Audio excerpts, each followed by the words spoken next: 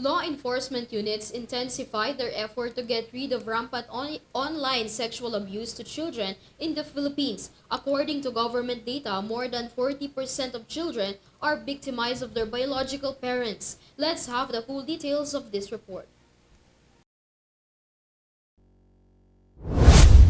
The Department of Justice and the Philippine National Police are working together with their Anti-Social Sexual Abuse or Exploitation of Children or OSAEC and Anti-Child Sexual Abuse or Exploitation Materials or CSAM initiatives to eradicate sexual abuse. Despite this, President Ferdinand Marcos Jr. requested from the DOJ and PNP that every agency that works on the initiative focused on where they are experts. We want us to consolidate our efforts and focus more on each agency's expertise.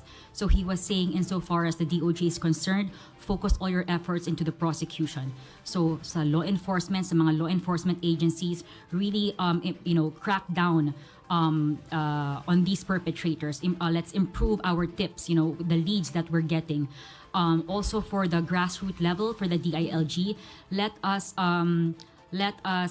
create ordinances, to properly apprise the barangays on how to report cases of OSAEC and CSAM.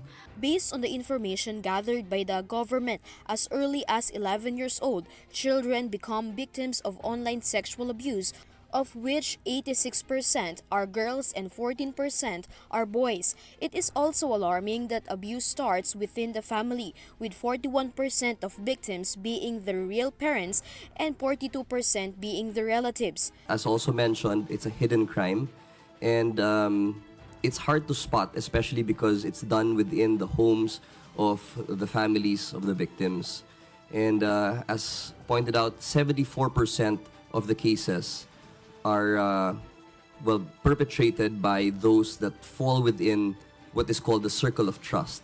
And that includes parents, close relatives, and those who assert moral influence over the child.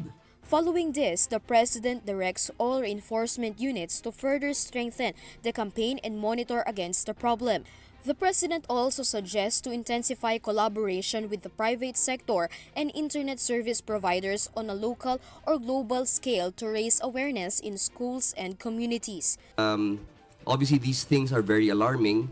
Yesterday at the meeting, the President was visibly distressed, very bothered and clearly stressed with the information that was relayed to him, which is why he gave the directive, a very strong directive, to the DOJ, to the PNP, and other law enforcement agencies to further intensify the efforts.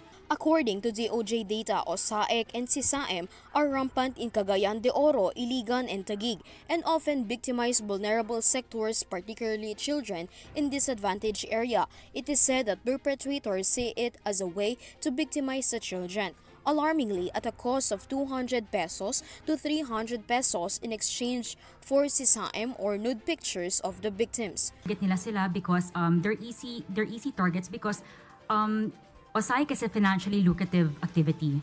So kumakagat na yung mga ibang kumakagat na yung mga victims, mga 300, 200 for just showing CSAM, showing nude pictures. According to PNP Police General Portia Manala, Director of the Women and Children Protection of PNP, the PNP has not recorded any case of AI-generated sexual abuse, but the PNP and other law enforcement units are preparing for it. But the Philippine National Police and of course the IACAT is preparing for that. I just arrived from a meeting through the virtual global task force where we are, even other countries like South Korea is still developing a tool to identify AI-generated CSAM. This is Krizza Lopez for Euro TV News.